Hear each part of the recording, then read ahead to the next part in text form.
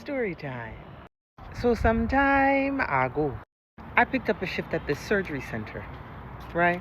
I was taking care of this one young lady after surgery, right? She was a little groggy waking up, per usual, normal, expected.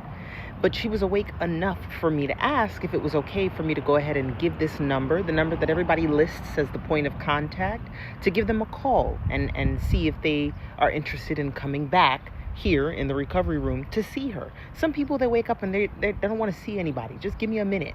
And some people, they're like, yeah, bring the whole family back. You got to ask. So she's like all drunk, off the anesthesia or whatever. She's like, oh yeah, that's one of my boyfriends. Don't call the other one. I was like, well, ma'am, you only have one number listed here.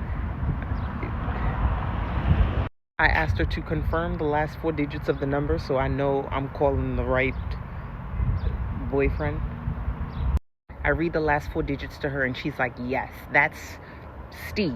We'll call him Steve. And I was like, okay, and Steve is who we want to call. And she goes, yes.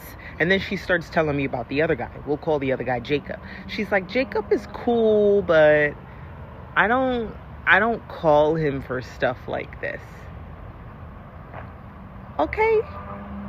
I call Steve. Steve is like, yeah, I'm just waiting in my car right outside the surgery center. I said, Steve, she said, you can come on back. So he comes in and sits at the bedside with her because I'm getting ready to send her home soon. Okay. So shortly thereafter, the secretary says, Ashley, a patient's family member is on the phone. They're on hold on line 1. Sure.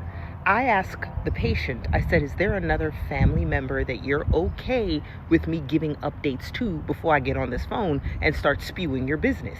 And she goes, oh, it's probably just my mom. If so, it's totally fine. I said, cool. I pick up the phone. It's Jacob. Jacob says, hey, Amy's mom, did we name the patient? We'll call her Amy. Amy's mom just called and said that no one's called her to update her on her daughter's surgery. This is what Jacob said.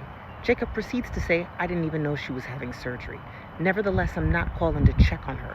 Please let her know that I dropped all of her shit off on her doorstep.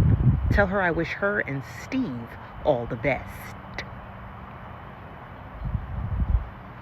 Yeah, I didn't tell her anything. That's none of my business. I'm sure that once she got home and saw her shit on her doorstep, she put 2 and 2 together. I'm just the nurse. What I did do was write a comic book, and I wrote the script to the animation adaptation of that comic book. So, go buy it. It's on Amazon and dirtywordsmiths.com, and subscribe to everything.